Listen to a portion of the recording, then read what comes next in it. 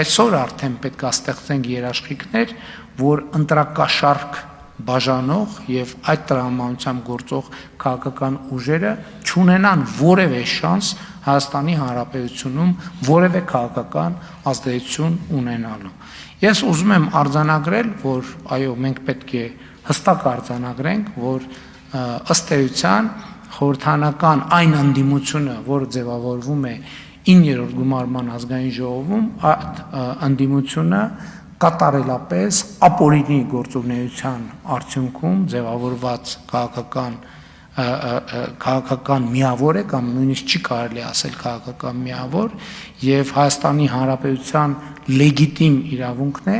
այդ process-ները եւ այդ շրջանակները զրկել հետագա քաղաքական գործունեության հնարավորությունից եւ դրա համար Հայաստանի Հանրապետությունը պետքա ձեռնարկի միջոցներ եւ մենք 2026 թվականի